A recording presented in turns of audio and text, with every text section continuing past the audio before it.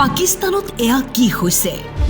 পাক প্ৰধানমন্ত্ৰী চিকিৎসালয়ত ভৰ্তি, সেনা প্ৰধানৰ পৰিয়ালৰ বিদেশত পলায়ন, ৪৫০০ সেনাৰ পদত্যাগ, যুদ্ধৰ পূৰ্বেই থৰক বৰক অৱস্থা।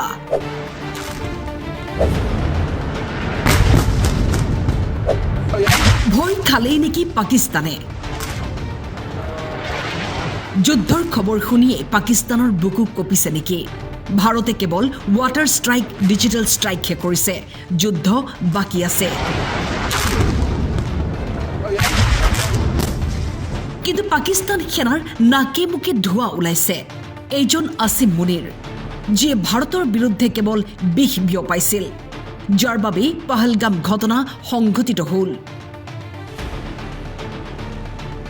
দেশৰ জনতাক যুদ্ধৰ বাবে উচতাই মৰিবলৈ আগবঢ়াই দি নিজৰ পৰিয়ালক বিদেশলৈ পঠিয়াইছে।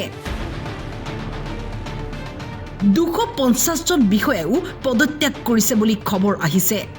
ইফালে ৪৫০০ সেনাই পদত্যাগ কৰে। ইফালে ভাৰতৰ ভয়, আনফালে বালুচিস্তানৰ আক্ৰমণত ১০জন পাকিস্তানী সেনাৰ মৃত্যু। কিমান মানুহ মাৰিব, কিমান সন্ত্ৰাসবাদীক জন্ম দিব পাকিস্তানে? পাতালৰ পৰা হলেও ভাৰতীয় সেনাই উলিয়াই আনিব। ভাৰতে পাহৰা নাই। ১৯৯৩ চনত পাকিস্তানৰ মুম্বাই বোমাবৰ্ষণ। পাহৰা নাই ২০০১ত জয়ছে মহম্মদৰ সংসদ আক্ৰমণ। নাই পাহৰা ২৬/১১ৰ ঘটনা, ২০১৬ত পাঠানকটৰ ঘটনা, ২০১৬ত পুনৰ উৰি আক্ৰমণ, ২০১৯ত পুলৱামা এটেক আৰু এইবাৰ ২০২৫ত পহলগাম ঘটনা। এতিয়া খেল হ'ব ওলোটা। আগন্তুক ৪ দিনৰ ভয়ত কঁপিছে এতিয়া পাকিস্তান। এইবাৰ হ'ব যুদ্ধ। ঘোষণা হ'ল এলানে জং।